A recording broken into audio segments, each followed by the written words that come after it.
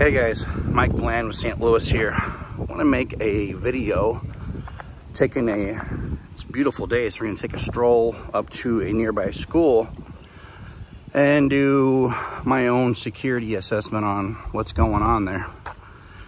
And it was funny because somebody brought up a very valid point to me, and they said, hey, aren't they going to wonder what you're doing, you know, and all that jazz. And I said, you know, that's the most brilliant idea yet.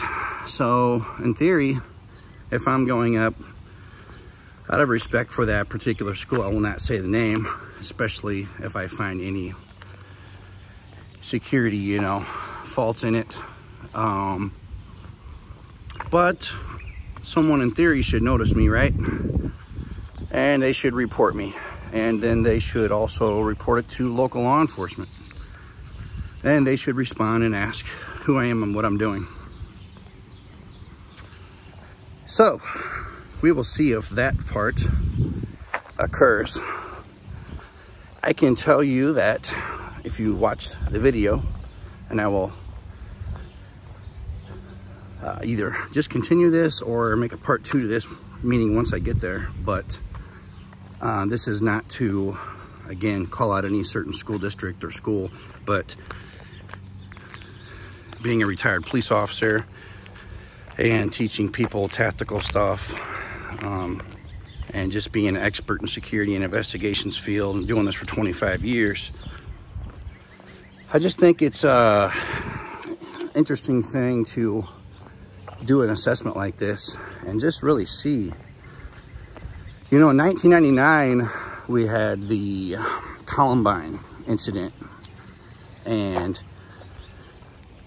man, it seems like that was actually yesterday. It's been a very long time ago, and the 2 shooters there actually, I believe there was 2, from what I remember. It's been a very long time, like I said. Actually had numerous explosive devices that were disarmed and removed. The police caught a lot of scrutiny because they staged outside, set up, waited for SWAT, all that. Frankly, didn't know what to do. There hadn't been a lot of active shooter incidents before then. So again, it was just very kind of a new waters for the police. You got to remember that us police officers and the training we went through, it has progressed now. But even now, I see a lot of stuff where, I just talked about this recently, from a tactical standpoint, I saw some stuff out where LAPD had responded to some stuff. There was a guy in a traffic stop. I guess he was kind of refusing to get out. He was either armed or they thought he was armed, but you have all these cops that were running around with ARs, and they were kind of just, people know what I'm talking about. They were on a scene, and they were just kind of meandering back and forth in no real order or had any kind of command presence. Just a bunch of guys that were walking all different directions, walking in front of the other guy, you know, doing all these things. And no real sense of where to go and what their job was or any of those things. So I think that, you know, when you have training, it always shows. And when you do not have training, it also shows, you know, if you're disorganized. So the thing is, like, again, the purpose of this video and all the other ones I'll be making is to just go over this topic and just show that for whatever reason, the training and then just the, you know, the response times, the way people are responding, the way they're, the way the training is still not, is just below what any standard. Now, the police, you know, their role is not to be trained up to the level of like a special forces, or every officer is not even, you know, SWAT trained. me personally, I always felt that that's something they would have to work into the hours and the training hours, but I always believe that, you know, that should be the case, is everybody should have just that certification of like that basic SWAT school. So, how's it going? All right, it's nice out, isn't it? So there's basically,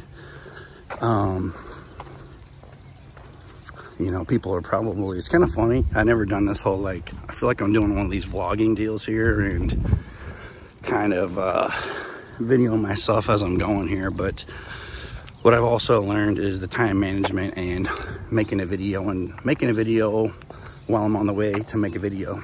So, and the weather is absolutely beautiful outside. I was gonna bring my trusty dog Max, but we would have been stopping like 85 times right now to do his business. So, while I'm trying to run my business. So I have to keep those separate, unfortunately, at the moment. But I think this active shooter topic is something that is going to be growing exponentially. And because it has grown exponentially in the last day, the last week, last month, last 5 years, and last 20 years. And scarily enough, I don't know anyone who's really prepared to know how to avoid, be involved in, or survive an active shooter incident. I would say pretty much no one I know has any knowledge whatsoever. Myself, maybe wondering where my knowledge level, you know, my thing is I say the things I'm good at. I also am honest about if there's things I absolutely have no idea. So my training experience was doing 20 years police work,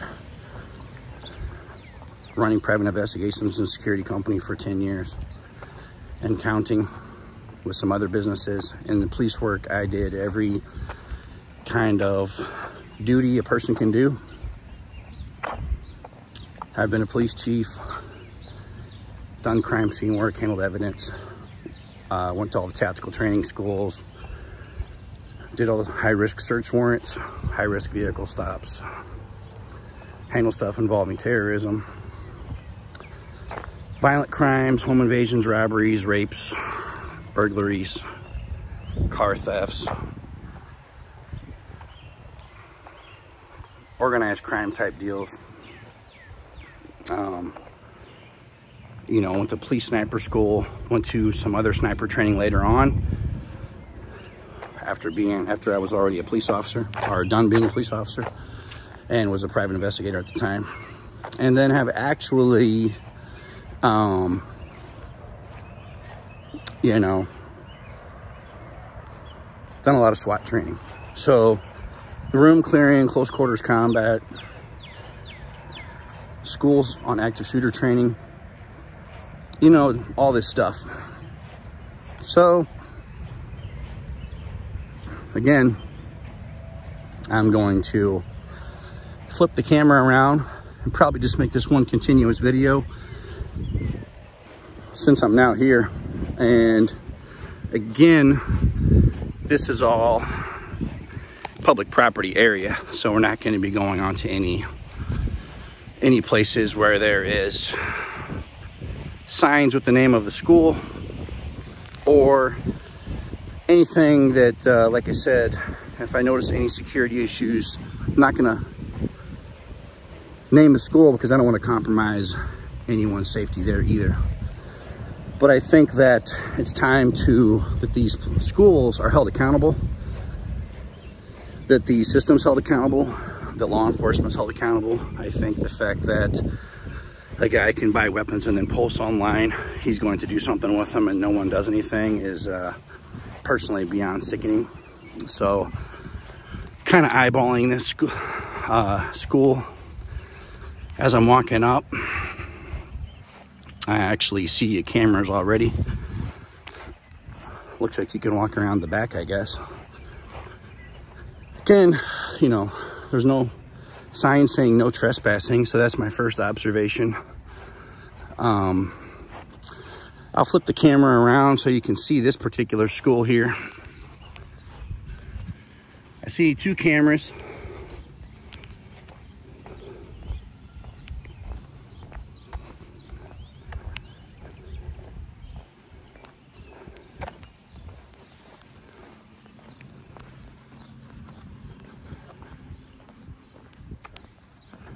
Looks like there's a camera at the rear, which is good.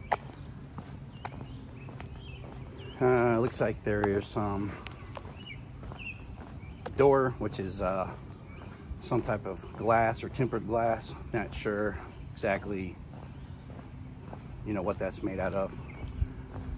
But if that can be broken, obviously, then that is not good.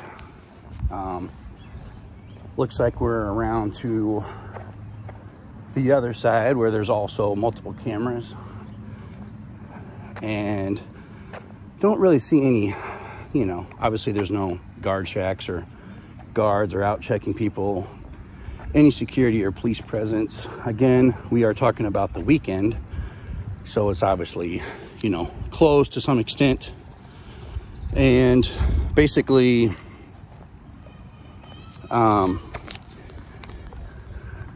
I think you're kind of getting the drift here, but I'm just kind of doing without being very intrusive, obviously. I'm not going to be like checking on doors and doing crazy stuff. But, you know, a lot of glass windows and doors. I don't know the level of, I'm sure it's a really heavy pane glass. As far as the level of the, you know, security on that glass, again, not being able to be broken. So that's something that I kind of noticed is, it's like, well, if you have it where the door's locked and they have these highly secure doors, these security design companies come in and install, then the next thing you're going to have a problem with potentially is someone breaking glass and getting in. So the question is, how do you avoid that?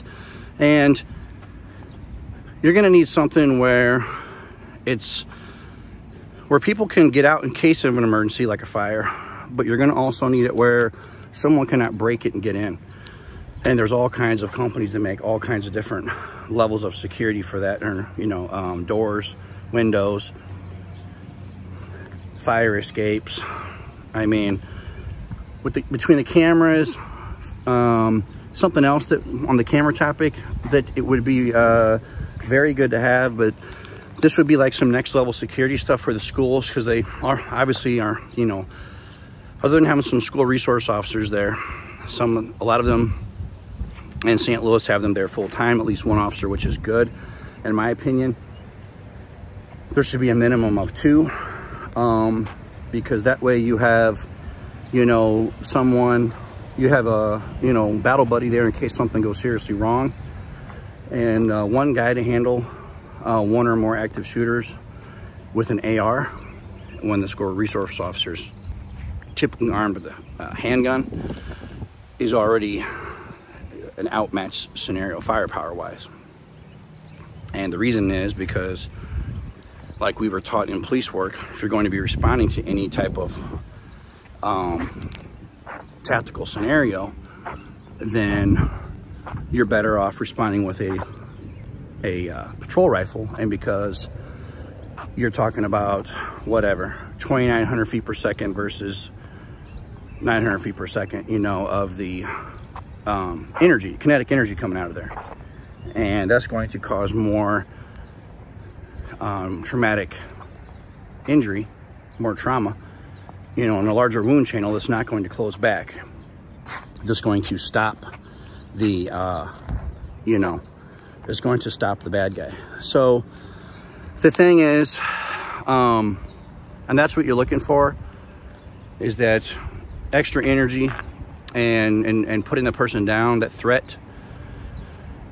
And, you know, the problem is, once you kind of step away and look at the bigger picture, Meaning if the school is completely locked down and secured, and you have the security or officers and cameras and even a facial recognition or something to put known trespassers in the system,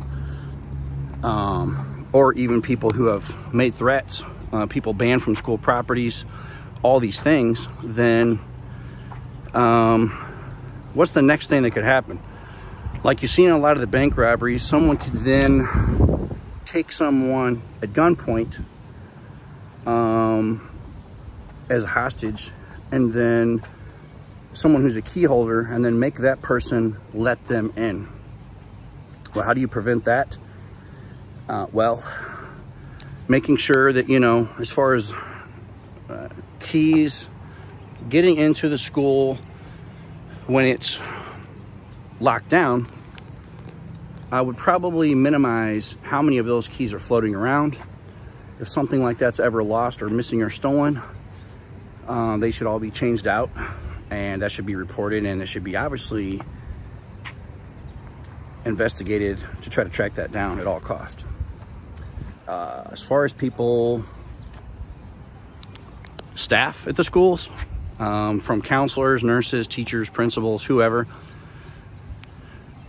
guest speakers, they should be diligently checked out with their background, you know, for any threats of the past, criminal background history nationwide, sex offender, anything that would be red flags to keep them from going into the school property and going around, you know, a lot of children. So, and again, many people do not know, which I also learned over a very long career in law enforcement, that a lot of people, especially pedophiles, will find jobs taking care of kids, daycares, schools, anything like that. So there are so many things we have to be aware of in this society now. It's honestly mind-blowing. But on the school security topic, I think the biggest weakness is you can have locked doors, you can have windows, but you need manpower there. You need someone there armed to confront and challenge a shooter or attacker, whether it's a terrorist, foreign terrorist, a domestic terrorist, a person who is snapped, you know, if you've terminated a hostile employee. And then the information sharing disconnect between law enforcement, people, school members. You know, people should be aware if somebody has made threats, a student or a faculty or anyone, about coming to a certain school or any schools in the area, that person's face should be, there should be a meeting, and then that person's face should be known to everyone. And that teacher should have a picture of that person in their room, in their desk. And if they see anyone that resembles that person or vehicle information on them, they should be contacting law enforcement. If something, God forbid, happens and law enforcement did not act on or contact or investigate or prevent that when that was a wealth of information, then shame on them. They're going to be held accountable. They're going to be embarrassed like they always are. And everybody who was informed on the potential threat is also going to be investigated or, you know, held accountable. Hey, they might be investigated too, depending on their title. But, you know, again, as far as this particular school here, this is in a nice area, but it also, again, people get that really twisted and confused. The area, being in a nice area, has nothing to do with avoiding an active shooter. Well, when I was a police officer in St. Louis my whole life, I worked in the worst areas starting out. Then, a few years later, I went into the richest area, and I almost got killed. In fact, most officers who had almost gotten killed and kind of were just being protected by God and just missed not being killed. And some of my family members were some of these people. actually avoided a sniper in a residential area. And that's a story for another day. But so the richest areas where you feel safe, everybody's wearing a suit and tie, everybody's a soccer mom, everybody's wearing business attire, driving a Mercedes, you'll become lazy, complacent, overly trusting. You'll let your guard down. Your street smarts slowly evade away, and you just get very rusty and complacent. And as we all know, complacency kills. So a nice area, and for schools or places or companies that do not want to pay for extra security or extra off-duty police or anything else,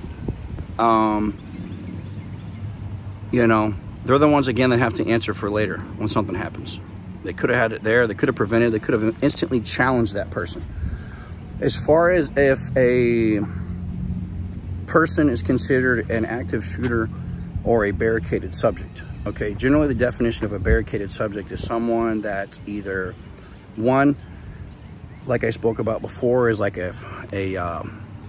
possibly a suicidal subject that has kind of barricaded themselves in a vehicle, in a backyard, in the woods, in a residence, and they are implying or showing they have a weapon.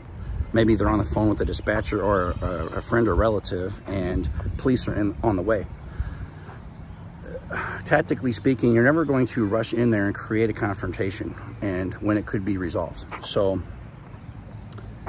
you know, sometimes less lethal weapons will be deployed on that person. If they could be stopped with high pressurized water round, beanbag rounds, paintball pepper rounds, whatever. Whatever the police have in their arsenal, a taser, a crisis intervention officer, a hostage negotiator. In SWAT and hostage scenarios, again, if somebody's in a bank robbery or a business and they have people hostage, if there's nothing, as long as the lines of communication are open and there's nothing actively going down, meaning people being shot in an active shooter scenario, then they will try to talk that person down. Sometimes when communications break down or people start being killed or they believe it's about to happen, they may rush in. And then even then, could someone die? Absolutely. But will everyone die? Highly unlikely, because they're going in, they're trained to go in and stop the threat. And so there's never any guarantees in life. And sometimes it is where the fight or flight and survival instincts comes in. But these kids in the survival, or this Texas school shooting, being a guy who's 47 now and has had military and law enforcement training and all kinds of tactical training my whole life and doing martial arts and just having all these, the training hours I've had and being a fighter in my younger years, I was honestly blown away.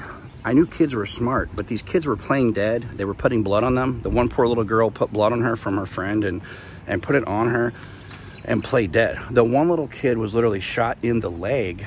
The bullet kind of hit the chair. I think it kind of shrapneled off into his leg and splintered off the round, the lead into his leg, and was lying there injured and played dead.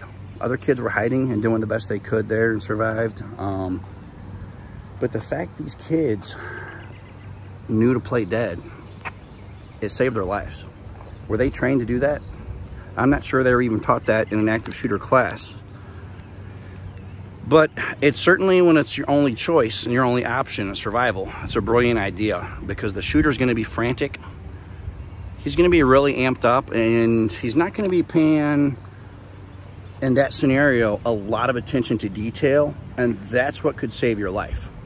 That guy is going to be anticipating teachers coming in, SWAT coming in, police coming in, parents rushing in, other first responders. He's going to be dealing with a lot mentally, and already this is a person who is mentally distressed. So that is something that is to your advantage, because if you can stay cool and calm and collect always, whether you're in a gunfight, whether you're trying to get away from someone, or whatever it is you're doing, then what's funny is, here's the police right now actually showing up here. So whether they're patrolling the school or they're just randomly driving through here, or they're coming up here for me, you know, is an interesting point. But so kudos to St. Louis County. Actually looks like a prisoner conveyance van, so maybe they're coming to throw me in the back, I don't know. But so, you know, the guy's probably pulling up to talk to me, and you know, or maybe not. Actually not sure what that guy is doing, but so, you know, that is a good sign. Maybe they're doing some kind of increased patrols, you know. But again, like I said, me making a video on public property, and which is legally able to be done, you know, and sometimes people get those laws confused. But that's for another day, another topic. Not here to teach everything and save the entire world. I think today my goal is just to save, you know, half the world. So you know, basically, you know, I think I've covered a lot of information. Something else I was going to cover was getting on the tactical side.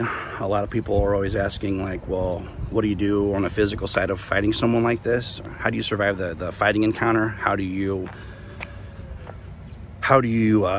what are the best weapons? You know, whether you're a pilot, a CEO, a lawyer, you work in a school. A lot of schools have the Safe Schools Act, federally prohibiting drugs, guns, violence, all that, anywhere within a school, and it's against federal law. So, however, if the school allows a policy for teachers to get training and be armed, which is a brilliant idea, because now you have this force multiplier, you have all of these teachers armed and ready to, you know, to respond, and they're there. And instead of being trapped in a room, now you're going to have a bad guy that's trapped in a room with a trained person who has a weapon.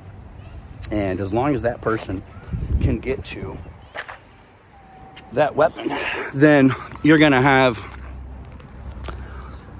major problems for the bad guy. You're going to have a situation where that bad guy is challenged from the minute he shows up. So instead of a room of people being slaughtered like pigs, I mean, our kids are more important than that. Someone's got to start taking this more seriously besides me. There's other people out there that are concerned. You know, when your cops are rolling around in the street fighting and handcuffing parents that are screaming for them to go in and do their jobs, you've got serious problems. If that's the direction we're going, I can tell you right now that this is going to be a long, long road, especially when this road has already been going on since 1999 and before. The fact that this is even happening when it's completely preventable is completely astonishing to me.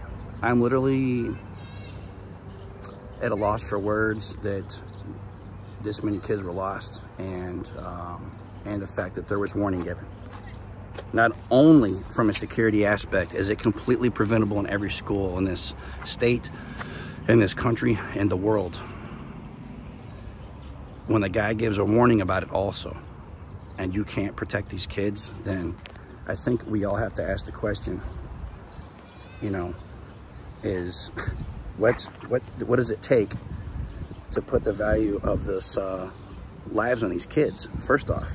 And I can tell you, when I was a police officer, and I remember when I was a rookie police officer especially, my big thing was anybody mistreating kids. It really set me off. I could never be more furious, you know, when someone was either neglecting a kid, abusing a kid, not seatbelting him in the car.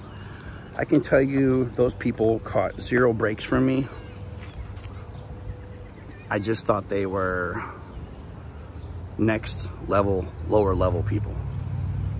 And anyone that can go in and, first off, like I said in my other videos, there's people who are mentally ill. There's people who are criminals. There's criminal insane. There is evil. When someone is killing little kids,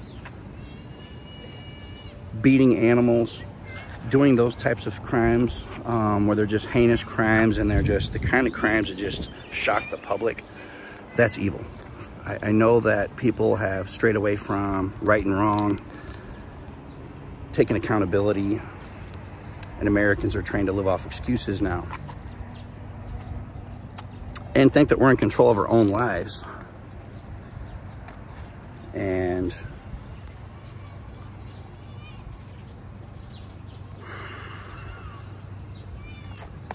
I think it's time to probably beef up security. As far as, you know, my feelings too, if the system, meaning city, local, state, federal law enforcement, if they're not going to be able to do their job, if they can't take care of business, then these schools need to hire private security companies. They need to outsource the security to someone who's getting paid and well, has good benefits paid by the school districts, and who is actually trained professionals in first aid, self-defense, and firearms and active shooter training, surveillance, counter surveillance, recognizing threats before they happen, suspicious persons, all aspects of this. It's going to take all aspects of this by people trained on these topics. You cannot, for these people that think that, well, we'll just call the police or we'll just call someone to respond. No. When you're talking 15 minutes in the time of facing an active shooter and you're in the room with them. As a police officer, when I was 23, back in 2000, I was in St. Louis County. I was in the city of Wildwood, Missouri, and I had a guy pull a knife on me. And it's a long story, but for a better lack of words, I was almost trapped in a room with this guy. I had never came closer to firing my weapon than that incident there. I was able to talk this guy down. How? I'm not quite sure. But it seemed like 20 years went by. And we're probably talking literally seconds. But before I hit my officer need of 8 alert tone, by the time the dispatcher received that, by the time the dispatcher put that on the air, told the other officers what's going on, my location, my car number, that I was just simply hit this squelch button, which kind of made a series of really fast beeps on the radio. I literally, because you hit the button without having to really look at it, and you're obviously not able to talk on the radio at that point because there's too much going on and the officers show up. But in the time that happens, even in that scenario, it could have been long over with. And people don't understand all these timelines of how these things play out. And these things, entire wars have been fought in minutes. So you cannot wait on anyone that is responding. If someone has to respond, SWAT teams, there's some agencies in the country that have a dedicated full-time SWAT unit. And I don't know the latest response times, but it's not 5 minutes. It's not 2 minutes. Some patrolmen in areas, depending on the size of the town, city, county, municipality, you're talking everything from 2 minutes response time, 15-minute response time, 30-minute response times, and there's times I've patrolled areas where it took us over an hour. If anything is going on, even in the 2-minute response time, usually was over before I got there. And that's the things that people do not understand. You bump that up to 10 or 15 minutes and you're fighting someone in your house with a knife or a gun or breaking in, it's going to be over before the cops get there. Bump that up to 30 minutes, it's going to be over with, and you're going to be sitting around, well, if you survived, with this man laying in your house or still fighting. No one's fighting 15, 30 minutes. What if it's a physical fight? If you've got a knife, a gun, if he's got that, it's not going on that long. It's not the movies, it's not a John Wick movie. So people get very confused on how quick everything goes down. There's no time to think. There's no time to assess things. And that is where,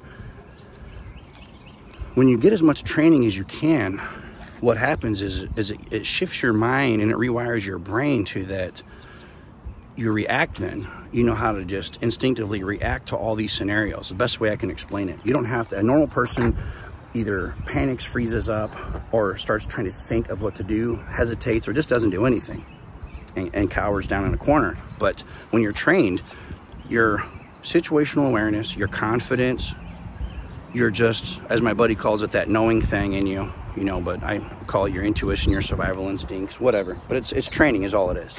And the funny thing with me is we're all wired differently. I'm one of those guys.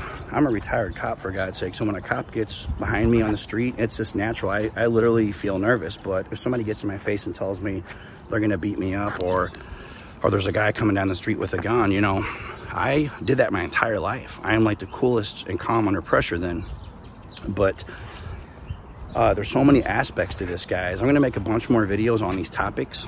If anybody wants a security consulting session at a residence, at a school, at a university in St. Louis, my name is Mike Bland. I'm on LinkedIn. I've been doing this since 1997. Went to St. Louis County Police Academy summer of 90. Wow, has it really been that long? Yes, it has. Summer of 97, I was in the St. Louis County Police Academy. Started police work that fall. And summer before that, was in the Army ROTC in Fort Knox, Kentucky. And then before that was in college for criminal justice. Before that, did martial arts and fighting my whole entire life while working security at companies in college. So have a just stupid amount of experience to share and to train and help people and just give back. And something I heard the other day that was interesting was a guy told me, actually my pastor, he said, if your business went away right now, you know, would people be hurting without you? And you know, you gotta do something where it's gonna make a difference. And even if you save one life or a classroom of kids in Texas, or 1,000 or 20,000 lives from active shooters, that's a pretty big feat.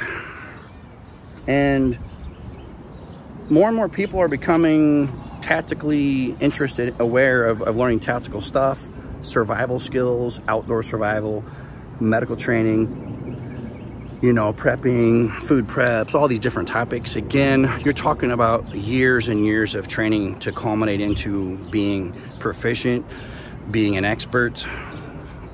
Don't get too caught up in details. Just learn from quality people that have experience in self-defense and survival training and weapons training. Don't bounce around, get too many ideas from too many different people. That can also confuse you. Always check out the person's experience. I will also preface it with this, that I've made videos talking about this. If you learn from someone, it's great if they're an Navy SEAL. It's great if they're a Green Beret. Those guys have awesome, amazing training. Do you have to get the training from a Special Forces guy? No, there's this huge misconception out there. Unless someone's Israeli Special Forces or SAS, that they're not good enough to train you. If you don't know anything, then you're gonna learn from anyone you take training from.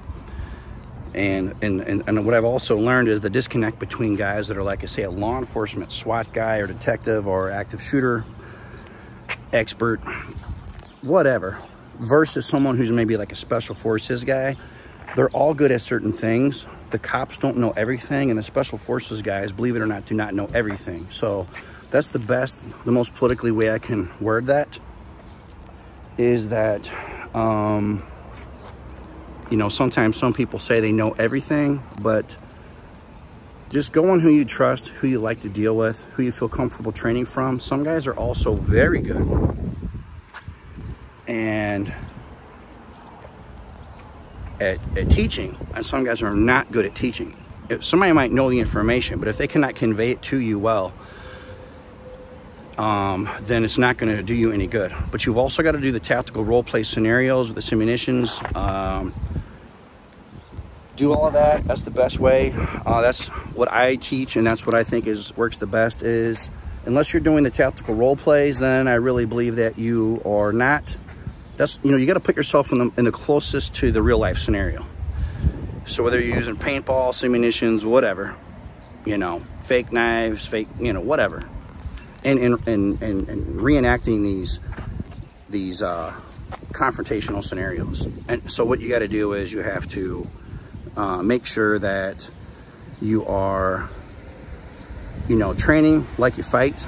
And the thing is if you're just training by watching a guy talking about things on YouTube, or like if every one of my videos was talking about things in this parking lot here, not exactly teaching you very much. But you got to in person do training, and you have to, you know, I mean, you fight like you train, like they say. If you're not sweating, crying, and bleeding in your training, then I would say there's probably something crucially missing. And doing PowerPoints, watching free training online videos, subscribing to gun channels on YouTube, it's not going to work. You're going to have to get yourself in physical fighting shape. You're going to have to always be prepared. You're going to have to get as much training as you can to survive in this world.